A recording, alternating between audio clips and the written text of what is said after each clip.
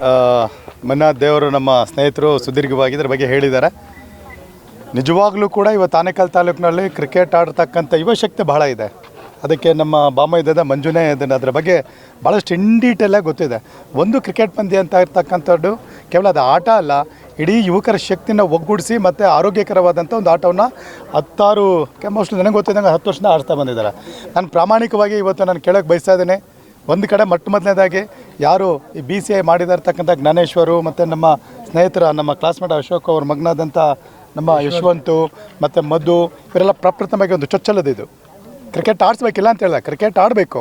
ಮನುಷ್ಯನಿಗೆ ಬರೀ ಊಟ, ನಿದ್ದೆ, ವಸತಿ, ಕಾರ್ಯದ್ರೆ ಮನುಷ್ಯ ಚೆನ್ನಾಗಿರೋದಿಲ್ಲ. ಅದ್ರ ಜೊತೆಗೆ ಆಟ ಬೇಕು, ಪಂದ್ಯಾವಳಿಗಳು ಬೇಕು, ಸಂಗೀತ ಬೇಕು, ಸಾಹಿತ್ಯ ಬೇಕು, ಪುಸ್ತಕಗಳನ್ನ ಓದಬೇಕು. ಇವೆಲ್ಲರ ಜೊತೆಗೆ ಈ ಕ್ರಿಕೆಟ್ ಅನ್ನೋದು ಇತ್ತೀಚೆಗೆ ಭಾಳಷ್ಟು ಟ್ರೆಂಡಿಂಗ್ ಆಗಿರ್ತಕ್ಕಂಥದ್ದು.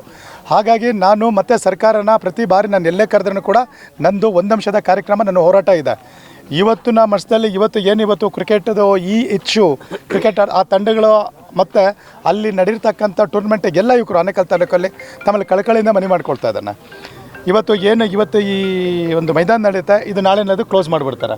ಯಾಕೆ ಕ್ಲೋಸ್ ಮಾಡ್ತಾ ಇದ್ದಾರೆ ಅಂದರೆ ಯುವಕರು ಎಲ್ಲಿ ಹೆಚ್ಚಾಟ ಹೋಗ್ತಾರೋ ಅಲ್ಲಿ ಇನ್ಯಾರೋ ಒಂದು ದುಷ್ಟಶಕ್ತಿಗಳು ಮತ್ತು ಪಟ್ಟಭದ್ರ ಯಥಾಶಕ್ತಿಗಳು ನೋಡಿ ಇವತ್ತು ಖಾಸಗಿ ಸಂಪೂರ್ಣವಾಗಿ ಯುವಶಕ್ತಿಯನ್ನು ನಾಶ ಮಾಡ್ತಾ ಇದ್ದಾರೆ. ಯುವಶಕ್ತಿ ಅಂತ ಹೇಳಿದ್ರೆ ಎಲ್ಲ ಒಗ್ಗೂಡ್ತಕ್ಕಂಥ ಒಂದು ಮೈದಾನ.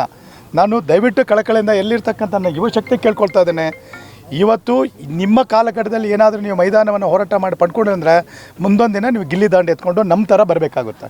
ನೀವು ಗಿಲ್ಲಿ ದಾಂಡು ಆಡಬೇಕಾ ಆಡಿ, ಮತ್ತು ಜೊತೆಗೆ ನೀವು ಕ್ರಿಕೆಟು ನಮ್ಮ ಹಕ್ಕಿದೆ. ಇದು ಮೈದಾನ ಕೇಳೋದು ನಮ್ಮ ಹಕ್ಕಿದೆ. ನಾನು ಹಿಂದೆನೂ ಕೂಡ ಆಗಲೇ ಒಂದು 2 ಅವರ್ ಹಿಂದೆ ನಾನು ಹೇಳಿದ್ದೇನೆ. ಮತ್ತು ಅನೇಕ ಯುವಕರು ಇದಕ್ಕೆ ಸ್ಪಂದಿಸ್ತಾರೆ. ಹೌದು, ಕ್ರಿಕೆಟ್ ಮೈದಾನ ಬೇಕು, ಮೈದಾನ ನೀವು ಕಾಸು ಕೊಟ್ಟು ತೊಗೊಡಿ ಅಂತ ನಾನು ಸರ್ಕಾರನ ಒತ್ತಾಯ ಮಾಡ್ತಾಯಿಲ್ಲ. ಈಗಾಗಲೇ ಏನು ನೀವು KHBಗೆ ನೀವು ಸಾವಿರಾರು ಎಕರೆಯನ್ನು ಅಕ್ವಿಸೇಷನ್ ಮಾಡ್ಕೊಂಡಿದ್ದೀರಾ, ಆದ್ಗಂಡಲ್ಲಿ ಆಗಿರ್ಬೋದು, ಅಂದೆನಳ್ಳಿ ಆಗಿರ್ಬೋದು, ಈ ಎಲ್ಲನೂ ಕೂಡ ದಯವಿಟ್ಟು 10 ಎಕರೆ ಕೊಡಿ. ನಮ್ಮ ಹಕ್ಕು ಅದು, ನಮ್ಮ ಸಂವಿಧಾನದ ಹಕ್ಕು.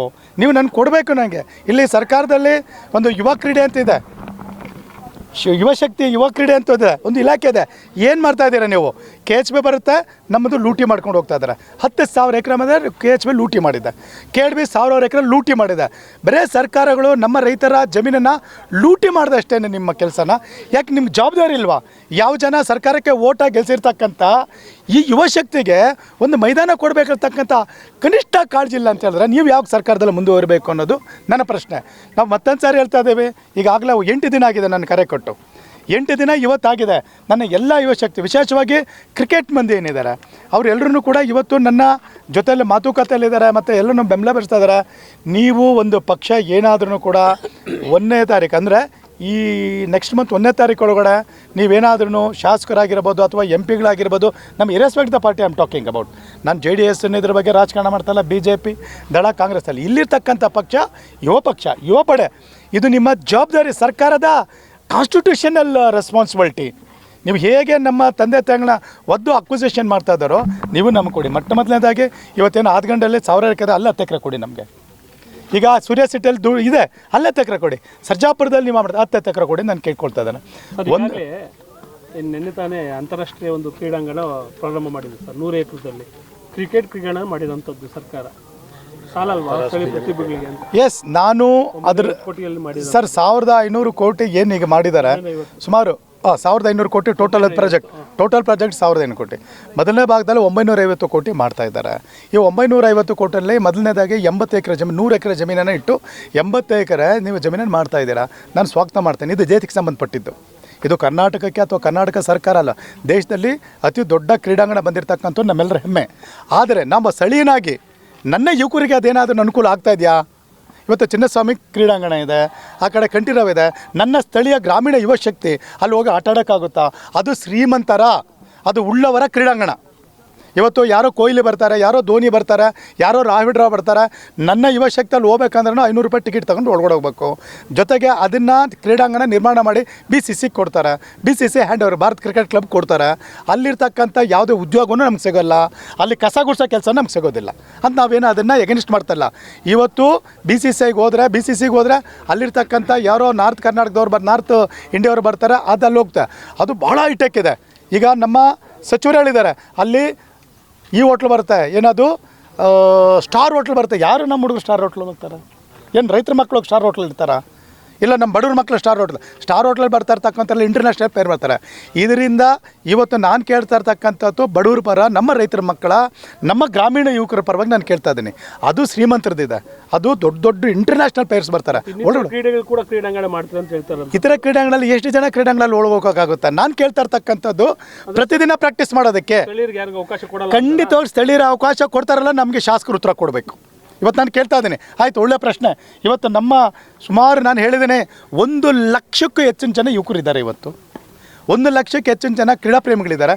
ದಯವಿಟ್ಟು ನಾನು ನೇರವಾಗಿ ಶಾಸಕರನ್ನ ನಾನು ದ್ವೇಷದಿಂದ ಮಾತಾಡ್ತಾ ಇಲ್ಲ. ಇವತ್ತು ನಮಗೂ ಕೂಡ ಗೊಂದಲ ಇದೆ. ನೀವು 80 ಎಕರೆ ತೊಗೊಂಡಿದ್ದೀರಾ, ಸ್ಥಳೀಯ ತಂಡಗಳಿಗೆ ನೀವು ಪ್ರತಿದಿನ ಆಟ ಆಡೋದಕ್ಕೆ ಅಲ್ಲಿ ಅವಕಾಶ ಕೊಡ್ತೀರಾ? ಇಲ್ಲ.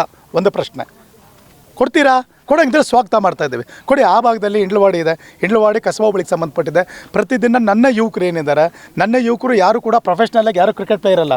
ಪಾಪ ಎಲ್ಲೋ ಕಾರ್ಮಿಕರು, ಕೂಲಿ ಕೆಲಸ ಮಾಡ್ತಕ್ಕಂಥವ್ರು, ದಿನನಿತ್ಯ ಕೆಲಸ ದುಡಿದು ಬಂದಿರತಕ್ಕಂಥವ್ರು, ಅಲ್ಲಿ ಆಡೋಕ್ಕೆ ನೀವು ಅವಕಾಶ ಕೊಡ್ತಾರೆ, ಕೊಡೋದಿಲ್ಲ. ಕೊಟ್ಟರೆ ಸಂತೋಷ.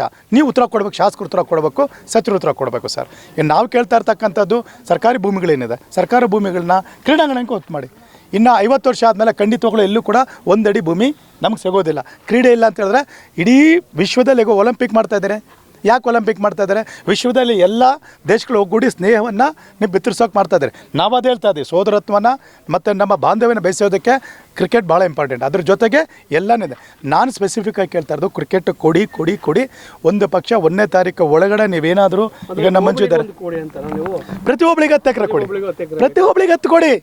ನಾನು ಕೇಳ್ತಾ ಇರೋದು ನೀವೇನು ದುಡ್ಡು ಕೊಟ್ಟು ತೊಗೊಳ್ಬೇಡಿ, ಕೊಡಿ. ಈಗ ನಮ್ಮ ಹತ್ರ ಇದೆ. ಈಗ ಆಗಲೇ ನಮ್ಮ ಮಾಜಿ ರವಿ ಅವರು ಏನಿದ್ದಾರೆ, ಕಾಂಗ್ರೆಸ್ನ ಧುರೀಣರು, ಅವ್ರು ಹೆಚ್ಚು ಕಡಿಮೆ DCM ಏನು ನಮ್ಮ DK ಶಿವಕುಮಾರ್ ಸಾಹೇಬರಿದ್ದಾರೆ, ಉಪಮುಖ್ಯಮಂತ್ರಿಗಳ ಭಾಳ ಒಡನಾಡಿ ಆಪ್ತರು. ಅವ್ರು ಹೇಳಿದ್ರೆ DCM ಅವ್ರು ಹೇಳ್ದಂಗೆ, ಅವರು ಶಾಸಕರು ಒಂಥರ ಸೂಪರ್ CML ಇದ್ದಂಗೆ ಅವರು. ಅವ್ರನ್ನ ನಾವು ಕೇಳಿದ್ದೇವೆ. ನಮ್ಮ ಪತ್ರಕರ್ತರು ಕೇಳಿದಾಗ ಅವ್ರು ಹೇಳಿದ್ರು, ಇದೇ ಹತ್ತಿಬೆಲೆಯಲ್ಲಿ ಸರ್ವೆನಂಬರ್ 179ರಲ್ಲಿ 30 ಎಕರೆ ಜಮೀನಿದೆ, ಸರ್ಕಾರ ಜಮೀನಿದೆ ಅಂತ ಹೇಳಿದ್ರು. ನಮ್ಮ ಪತ್ರಕರ್ತ ಕೇಳಿದ ಪ್ರಶ್ನೆ ಉತ್ತರ ಕೊಡಿದ್ರೆ ಸ್ವಾಗತ ಮಾಡ್ತೀವಿ. ಅಂಥ ಒಂದು ಜಮೀನುಗಳು ಭಾಳ ಇದೆ ನಮ್ಮಲ್ಲಿ. ಯಾಕೆ ಕೊಡಬಾರ್ದು? ನಾವು ಯಾರ ಅಪ್ಪನಾಸ್ತಿ ಕೇಳ್ತಾ ಇಲ್ಲ, ನಾವು ನಮ್ಮ ಸಂವಿಧಾನದ ಹಕ್ಕನ್ನು ಕೇಳ್ತಾ ಇದ್ದೀವಿ. ನಮ್ಗೆ ಕೊಡಿ. ಇಲ್ಲ ಅಂತ ಹೇಳಿದ್ರೆ ನಾನು ಅದನ್ನೇ ಹೇಳ್ತಾ ಇದ್ದೀನಿ. ನಾನು ಮಾಡಿಕೊಡ್ತೀನಿ ಅಂತ ನಾನಲ್ಲ, ನನ್ನ ಯುವದೊಂದಿದೆ, ನನ್ನ ಯುವ ಶಕ್ತಿ ಏನಿದೆ. ನಾವು ಕೇಳ್ತಾ ಇರ್ತಕ್ಕಂಥದ್ದು ಯಾರಿಗೋ ಒಂದು ಧರ್ಮಕ್ಕೆ, ಒಂದು ಪಕ್ಷಕ್ಕೆ ಕೇಳ್ತಲ್ಲ, ಯುವ ಸಮೂಹಕ್ಕೆ ಕೇಳ್ತಾ ಇದ್ದೀವಿ.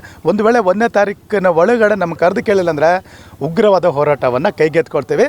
ಆಮೇಲೆ ಮೈದಾನ ತೊಗೊಳ್ಬೇಕಾದ್ರೆ ನಮ್ಗೆ ಗೊತ್ತಿದೆ. ಈ ಎಲ್ಲ ಶಕ್ತಿನ ಸೇರಿಸಿ ನಾವು ಹೋರಾಟಕ್ಕೆ ನಾವು ಅಣಿ ಮಾಡ್ತಾ ಇದ್ದೇವೆ. Thank you.